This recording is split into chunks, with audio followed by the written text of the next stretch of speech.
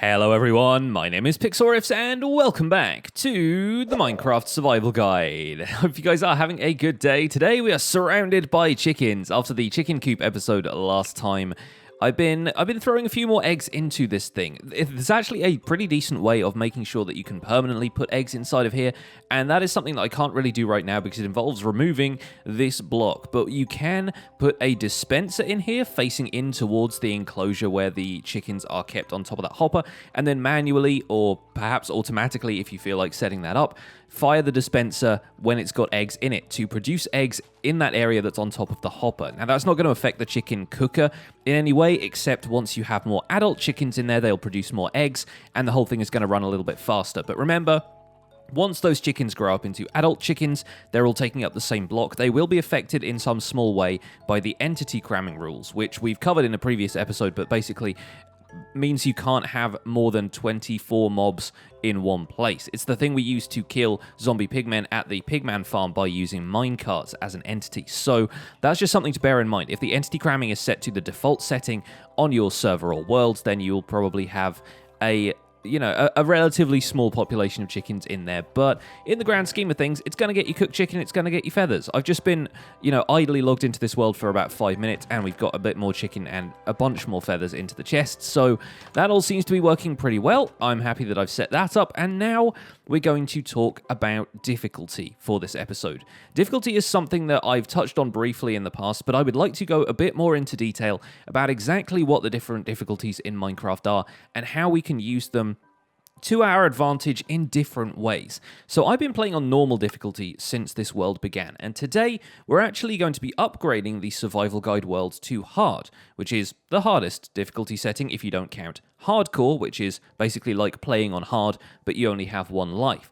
And I'm going to do that, but I'm going to go through the other difficulty settings as well, including peaceful difficulty, which is is kind of a different way of playing Minecraft altogether if you look at it a certain way. It is possible to switch between difficulty settings at any point during, your single player world, but obviously on servers, because the difficulty is global, it applies to all players. Difficulty has to be changed either in the server settings, or I think an admin can do it with commands. There is a /difficulty command which you can auto-complete to hard, normal, peaceful, or easy, and that will change the difficulty globally for everybody involved. And the reason I want to go in depth about difficulty is that there are a few considerations to be made when switching between difficulty settings and applying different difficulties to your world. There is also an attribute which is not dictated necessarily entirely by this difficulty menu that is called local difficulty. And you might have noticed it in the debug screen over there.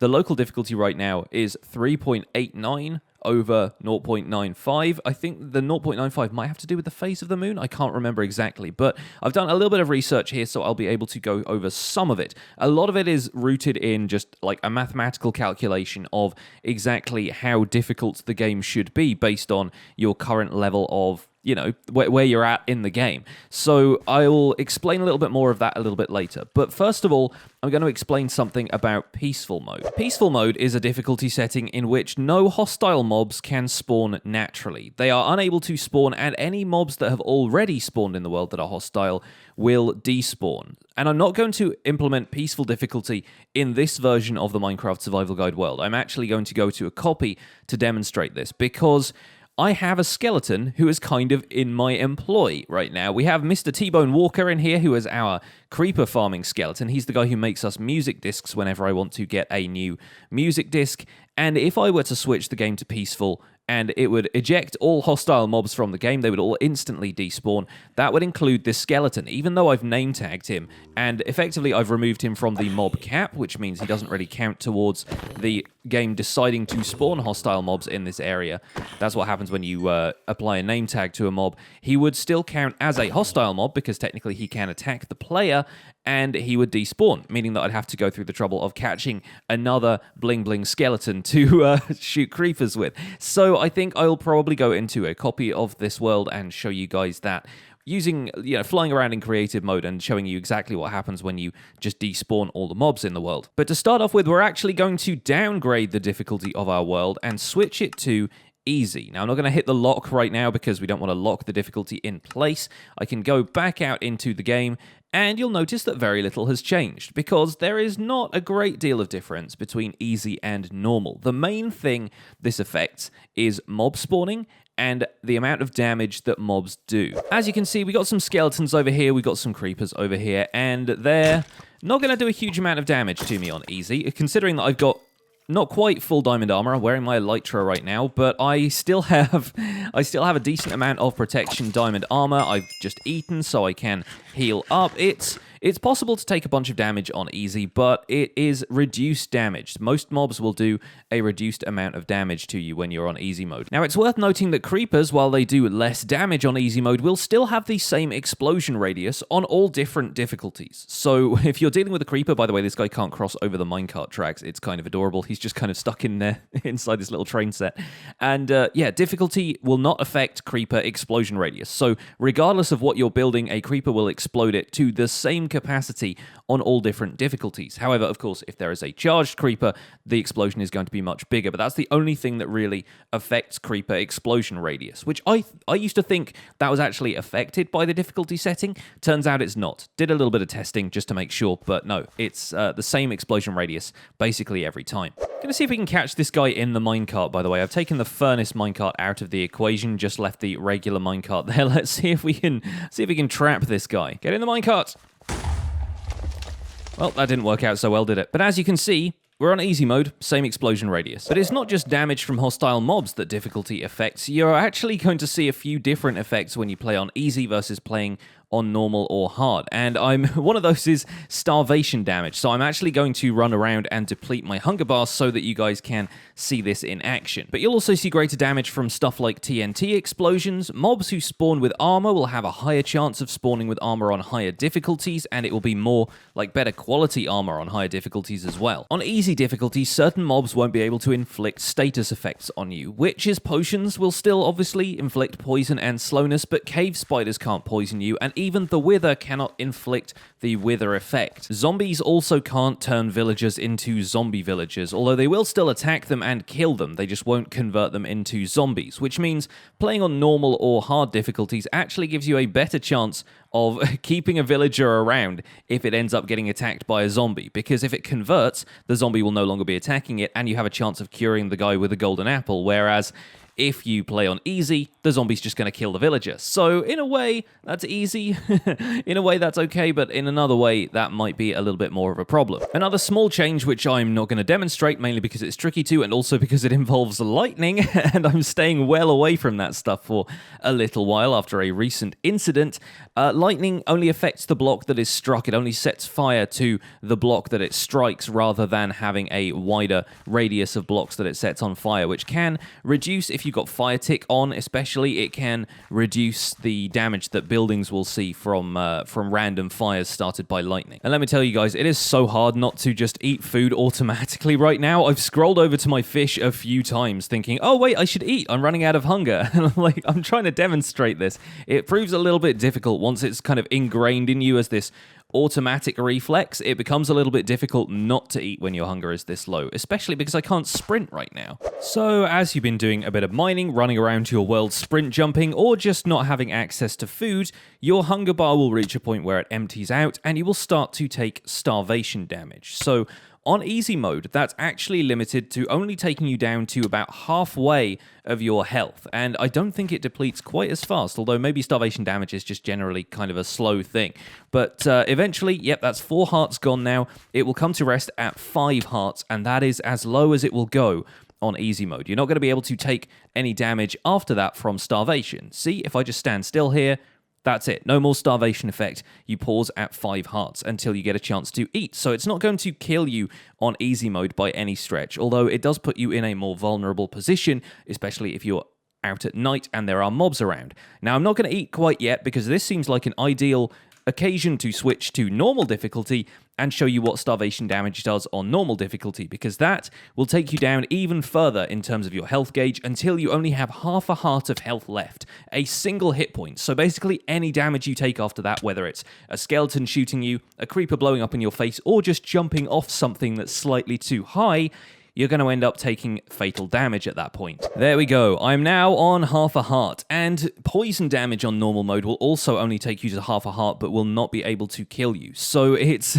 kind of useful to know this stuff if you're out there exploring in the wild and you run across a witch that's going to throw a poison potion at you, or a cave spider spawner, for example. As long as you wall yourself in, you should be okay and you should be able to survive. Now, obviously, you'll need to heal up again, and to do that, you will need to eat. I'm not going to show you the difficulty on hard mode when it comes to starvation, because if you switch to hard, it will actually kill you. Starvation will get rid of that final half a heart, and you will end up dying. But oh, it's nice to recover some health at this point. Oh, I've been running around here for so long, and just, if it gets to nighttime at that point, I would be toast. Normal difficulty is the difficulty we've been playing on so far, and there are a couple of small things to note here. First of all, villagers would now have a 50% chance of being converted into a zombie villager when attacked by a zombie. So there's also still a chance that villagers would not convert and you would end up losing them, but there is a decent chance that a villager attacked by a zombie will be converted into a zombie villager. This also affects the local difficulty, and now seems like a good idea to start talking about this, because there is a calculation that happens in the background in Minecraft pretty much constantly, and now I've done a little bit of research, I know what that second number is after local difficulty, that the longer you spend inhabiting an area, the more time you have spent in a specific kind of area, specific region, the local difficulty is going to start to climb. And this is also affected by the overall difficulty setting. The first value there is the regional difficulty, and that's kind of determined by how long you've spent here. As you can see, we're currently on day 58 of this world, which is actually kind of wrong. I have, on occasion, to get like thumbnail screenshots right and stuff, used a time setting command to set the time of day to a certain time when I'm in spectator mode, so that I don't have to wait 10 minutes to take the right thumbnail. I'm sorry if you think that's cheating. Personally, I just think it's effective use of my time, right? I've not been using it to despawn mobs during the day or anything, because I can take care of some mobs. It's just a matter of getting the right thumbnail image. So, as a result, the day there is not indicative of quite how long I have spent inhabiting this area of the world. But as that day count increases, the local difficulty will increase as well to within a certain amount. Obviously, on easy, it's a smaller range. On normal, it's between 1.5 and 4. And then on hard, it's between 2.25 and 6.75. So that's as high as the local difficulty is going to get when you've inhabited the area for, I think, about 16 hours is the total one. Okay, according to the wiki, it's about 21 hours of playtime, and the effects of the full moon can also change that as well. I know, there's a lot of stuff going into it here. That second number is clamped regional difficulty, and that's a number that's affected by the first number and just adds in as like kind of an additional multiplier, I guess. And on easy, that number never goes up from 0. On normal and hard, you will see it affected a little bit, and that also kind of ties into exactly what's spawning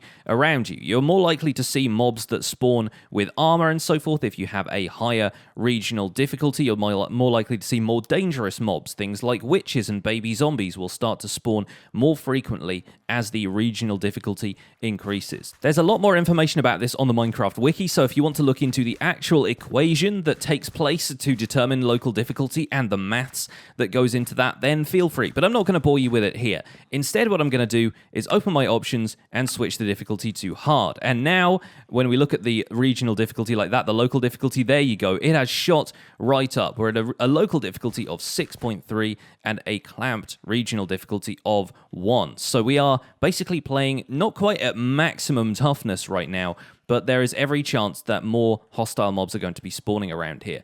In addition to that, there are a few effects which we should now immediately go and take care of, because there is some changes in hard mode that really only take place in hard difficulty settings. We need to go and protect our villagers, first and foremost, because when you're playing on normal mode, you might have noticed zombies coming up to your house and banging on the door. And this is quite a scary noise. It can often come across very loud, especially when you have certain mobs' sounds turned down, but you still have block sounds turned up, because I'm pretty sure it counts as a block noise.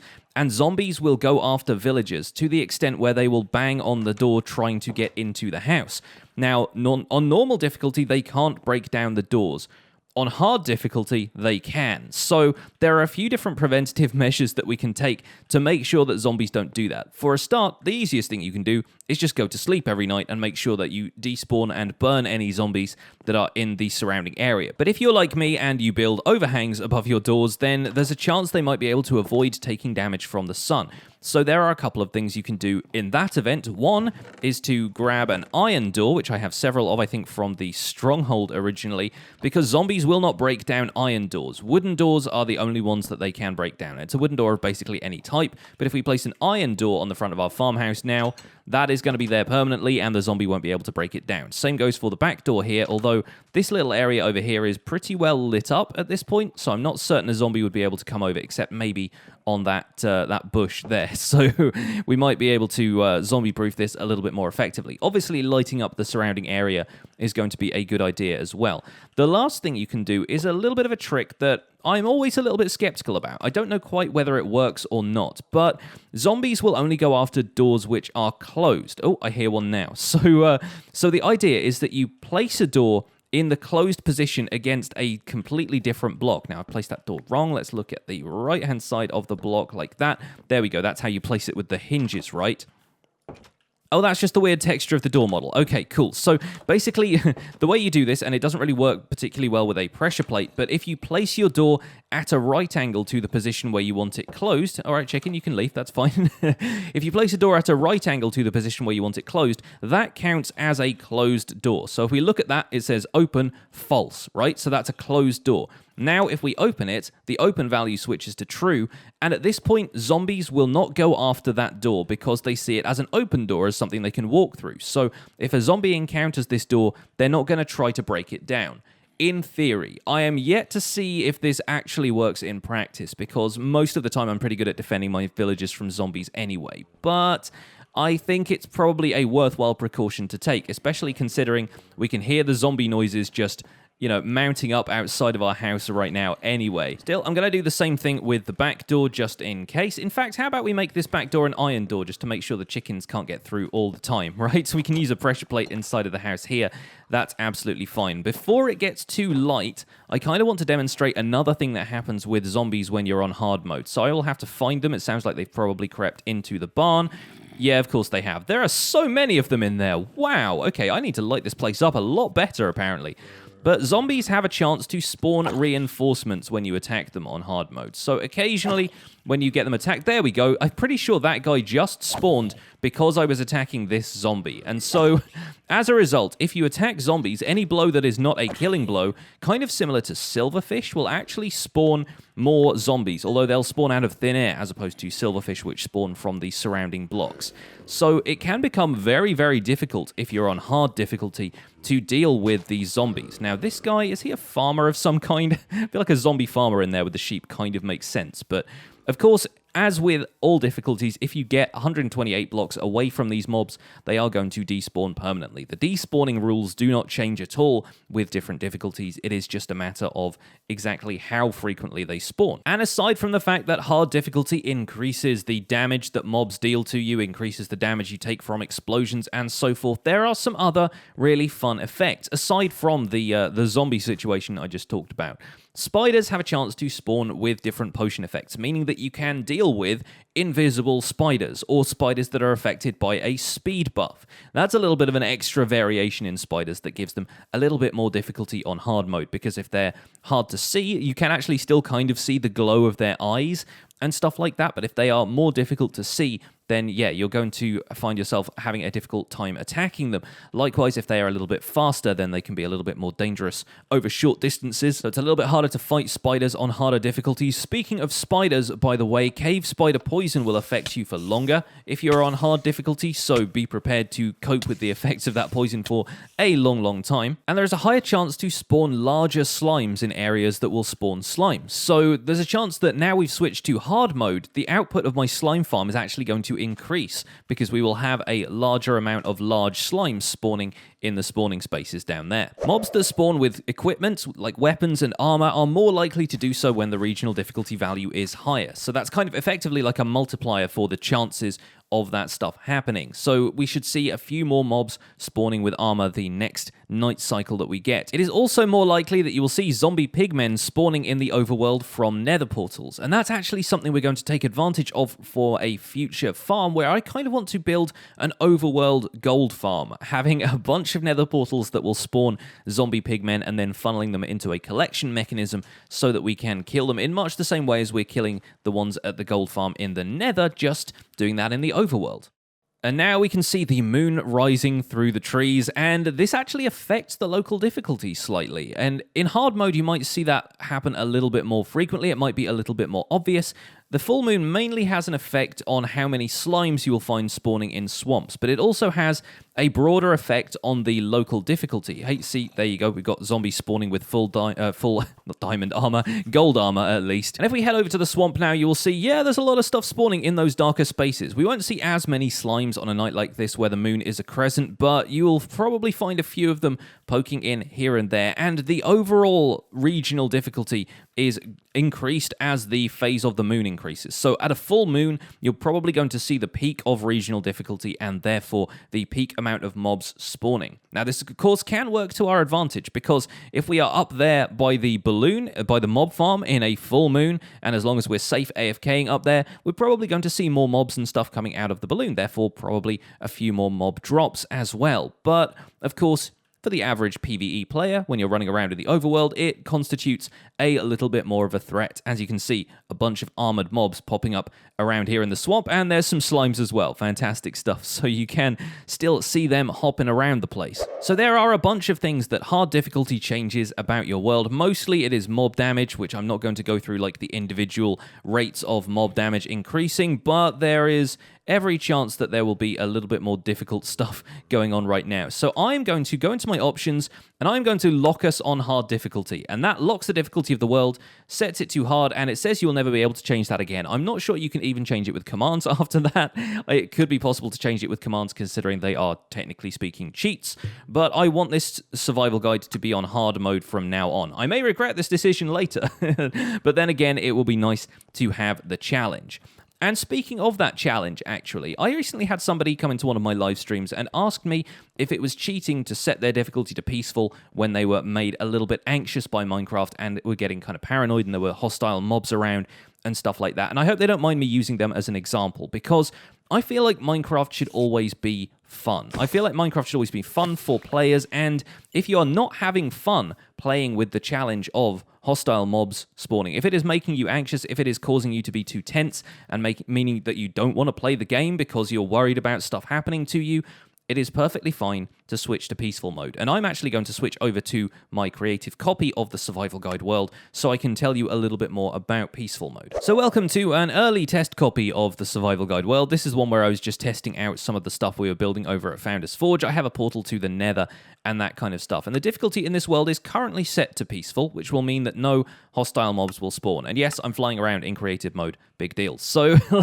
let's go caving. I think there's probably a few unlit caves around here, and if I change the difficulty to hard, as you can see, the local difficulty, because this is still day 1 of this world, because I keep setting the time to day, and I'm pretty sure, is the sun paused? No, the sun is moving. Okay, fair enough. You can pause the daylight cycle in a world where you have commands enabled if you need to, but I'm not going to in this case.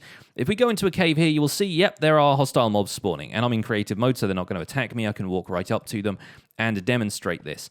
If let's get some light on the situation. I don't want this to be too dark for you guys to see.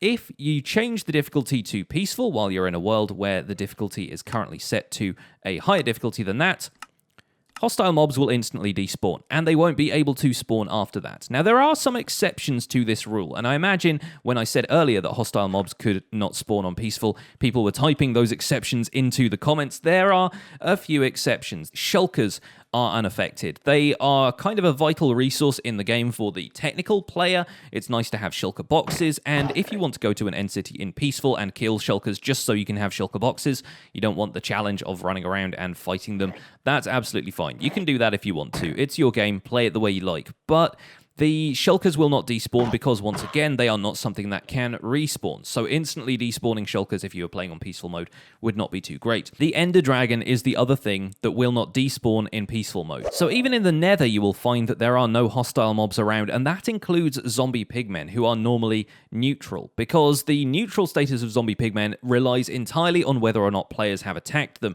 And it would be a little bit weird if you just tapped a zombie pigman, aggroed all of the ones around them so they became aggressive, and then they all despawned, right? So Minecraft just doesn't bother to spawn them in the first place. And the Nether is kind of an eerily quiet place on peaceful mode. But considering the Nether already contains dangers like lava to begin with, you might find this a little bit more palatable. Not only that, but you will still take lava damage. Obviously, I'm in creative right now, but if I switch to survival mode, like so, and hop in the lava, I'm still going to take damage from that. Likewise, I will still take damage from being in a fall or anything like that, and if you take damage quickly enough, it is possible to die in peaceful mode. However, you'll notice that my hunger is constantly full, my health is constantly regenerating, and if I end up actually flaming out here, eventually, there we go, you'll see that my health just completely starts to refill, and I don't have to worry about the damage that I just took. If I stayed in lava for any longer, I would have died, but thankfully I was able to get out of that a little bit more quickly. And yet, full damage is still a thing. Full damage still works in survival mode, but as you can see,